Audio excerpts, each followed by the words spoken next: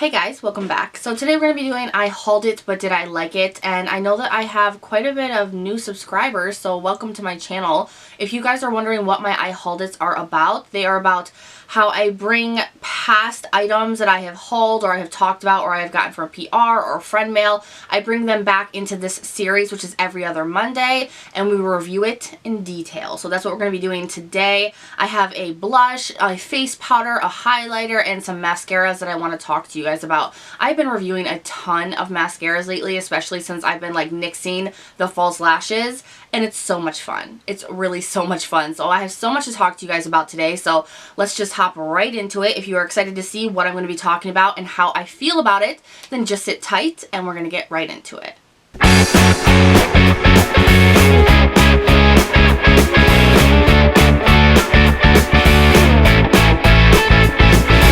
Alright, the first thing I want to talk about is something that was new to me, but a lot of people were telling me that this has been out for a while. It said it was new on Ulta's website, which Ulta likes to do that a lot, and I don't appreciate it. They always say the items are new if they have like new shades, so it catches people's eyes, but I guess this was not a new product. This is from Maybelline, and it's their Dream Wonder Powder. And I wasn't exactly sure what this was. It didn't say that if it was a foundation powder. It didn't say if it was a translucent setting powder. It didn't say what it was. So from the look of it, I just guessed that it was kind of like a foundation powder because it has different colors in it. There is a little bit of a color payoff to it. So I just guessed that it was a damn foundation powder. I gotta go with however I feel on this. So I got mine in Classic Ivory. It says it glides on softly and smoothly. It has a skin perfecting silky finish, and it has buildable medium coverage. So let's talk about the claims here a little bit. When it says it glides on softly and smoothly, I do feel like it does do that claim. It is very silky. It is very soft. It's very easy to, you know, apply all over your face. There's no problem there. A little bit of a problem for me with this is if you want to use it on top of foundation, which you really shouldn't do that with foundation powder to begin with, but some people do and it works. This is probably not one of those products that you want to do that with, because I did try to do that with this product and it did kind of just clump in one area and didn't like spread out evenly. So that was something that I didn't really like. So this would probably be better to use alone without a liquid foundation, which I don't do very often. So this is going to be a product that I don't use very much. So that was kind of a bummer. And then it says it has skin perfecting a silky finish. Yes, it is very silky. And then it has buildable medium coverage, which I don't know. I tried to use this alone. I even tried to use it on my hand, and I really didn't see much of a coverage there. So for this actually having less product in it than most powders, it's a little bit bulky. I just can't really use it, so I don't really recommend this. I don't really care for it. I think that it was right along with the concealer that they came out with, the stick concealer, that was horrible, and I really feel like this, while it's not horrible like that concealer, it just really doesn't have a place for me with the way that I do my makeup. If you have flawless skin and you barely ever use foundation, liquid foundation, this will probably be something that you could definitely use. It is very silky. As long as your face is dry, there should be no issue at all with this. So that is something to consider. I mean, this will be for some people out there, but for people who use liquid foundation or who have blemishes or redness or anything that you're trying to cover on your face, this is probably not going to work for you. This next thing that I want to talk about is something that a lot of people have been asking me about for a while to review. I kept forgetting about it because we know I have tons of blush, and this is a blush. This is the Catrice Illuminating Blush. I got this from my friend Chanel, thank you, for Christmas, and I was so excited to try it out. I got this along with a primer, I believe, and then a mattifying, like translucent kind of powder that is amazing. I love it. It's going to be in my January favorites once I actually film that. So this is their illuminating blush. With the illuminating, all that really means is that it has a ton of glitter in it. And it really does. It is full of sparkles in it, which you can see. It's very glittery. It does transfer glittery. The glitter does come off on your skin. I have noticed that once it's on your cheeks, though, it doesn't really show as much glitter as it does if you swatch it on your hand or if you're looking at it in the pan.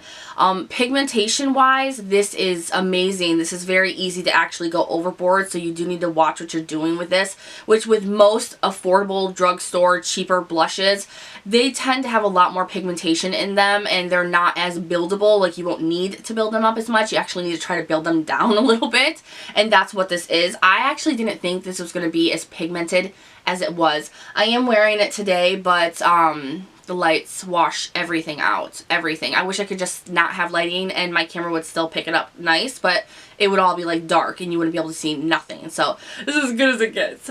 But it is very, very pigmented. I was shocked when I used this. I was actually pleasantly surprised that the glitter wasn't overbearing, which this is going to probably be a better blush for the summer or spring when you're outside in the sun and you want that sparkle, you want that shine. That's probably when this is going to come into play, at least for me. But I love the color. I love the color. I love the pigmentation. It really did shock me.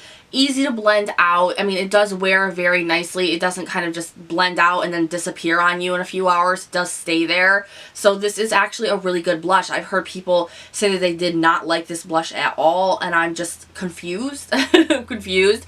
But I am a huge blush lover. So I am a little bit nicer when I review blushes, but if they're horrible, I get very irritated and offended, like literally offended, like you insulted my child. So I'm actually pleased about these. I think that they are an amazing deal. I think they are an amazing product for the deal that you get for the price that they are, and I wouldn't mind having more from this one that I have here. And this one is in 10 I Am Nuts About You, and I'm pretty nuts about it. I'm not gonna lie. It took me a while to try this out because it was illuminating and I wasn't sure how I would like it in the winter, but honestly, you guys, check out Catrice. They have some serious hits. I mean, of course they have misses too, but they have some serious hits and I'm excited about it. Alright, the next thing that I want to talk about is from LA Girl, and we talked about, I believe the last time I did an eye haul, that we talked about their foundation that just came out. Horrible. I did not like that. A few people did comment and say that they did like that foundation a lot, and a lot of people commented and said it was horrible and broke them out. So it's kind of like a 70-30 try at your own risk with that foundation.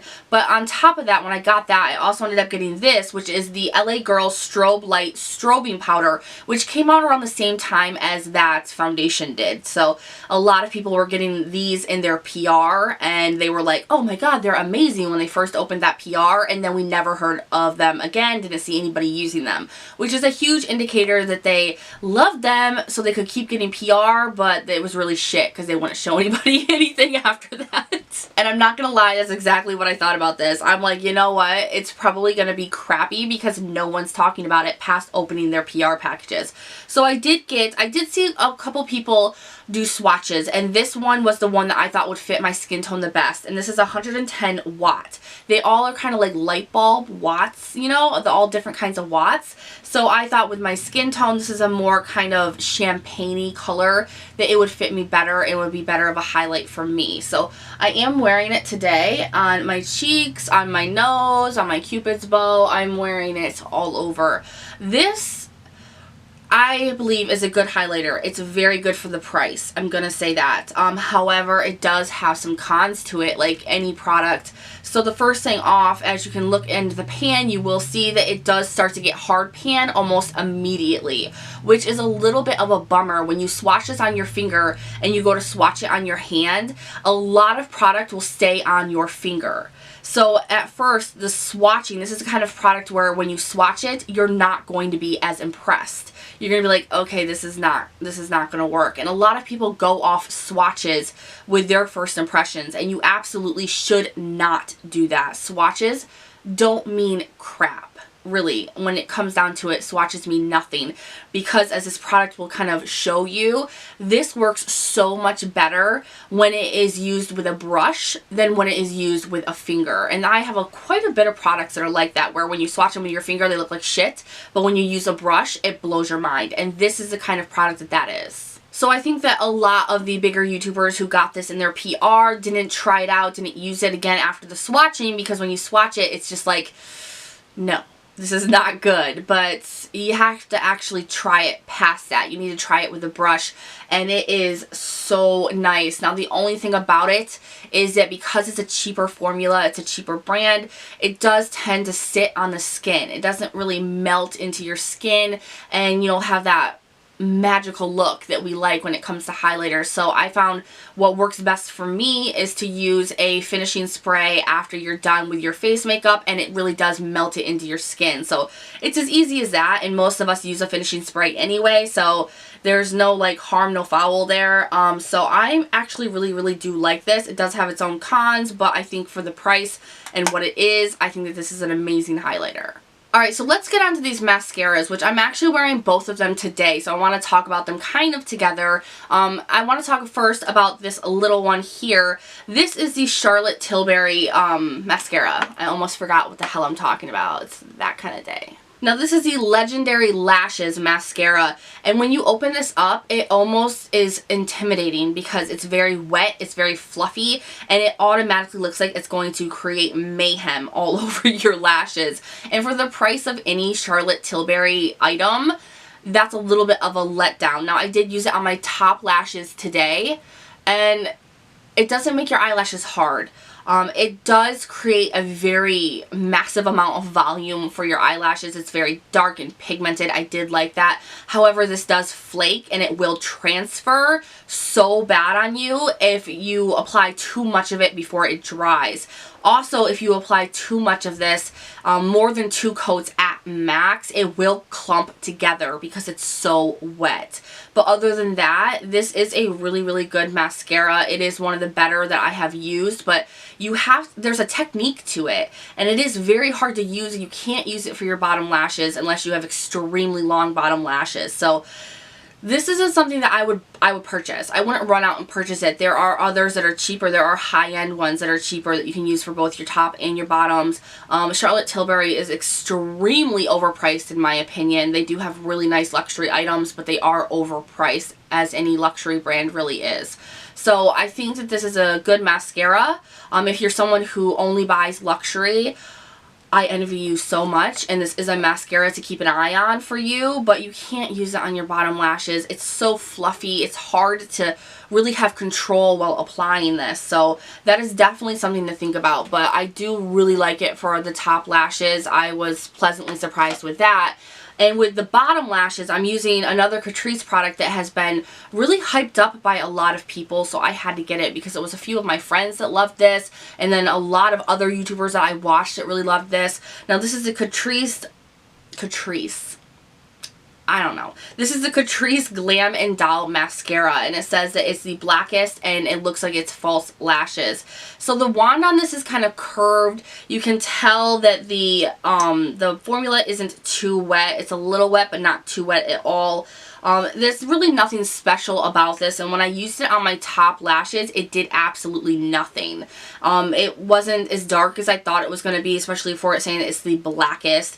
It didn't even come close to making me look like I was wearing false lashes. Now, we all know that mascara is so subjective and so personal, so please take this with a grain of salt, but this is my honest opinion. I have very short, straight out lashes, if that helps you at all, if you are like that as well. So it takes a lot out of a mascara to please me. So with this, it did not please me at all, except for my bottom lashes. This is an amazing mascara for your bottom lashes. It really brings them out. It really gives them a lot of length. I was really surprised. There's not very many mascaras that please me on my bottom lashes. This is definitely one of them. So if you are like me and you're willing to use more than one kind of mascara at a time to get the nice false lash look, you should probably try out Catrice, because you really will like it on your bottom lashes. However, I don't think that it will be an all-around universal like for people unless you have extremely long natural lashes, like Young, Wild, and Polished or Courtney from Courtney's Makeup Corner. Those are two people that I see talk about this a lot, but they are also two people that have amazingly beautiful, long, natural lashes. So that is something to consider, because I don't. I have very short, stubby, straight out lashes, and this did not work on my top lashes, but on my bottom lashes, whoo! it's a keeper. I will keep it and use it on my bottom lashes because it was that good. So that is everything that I wanted to talk about, you guys. If I didn't cover anything, if you have any concerns or questions about any of the items I talked about, just leave them in the comments and I will answer you to the best of my ability. Everything that I did talk about will be linked in the description box if you want to check it out or do a little bit more research for yourself. If you enjoyed this video, please give it a thumbs up. Make sure to subscribe before you leave, and I'll see you guys in my next one. Bye!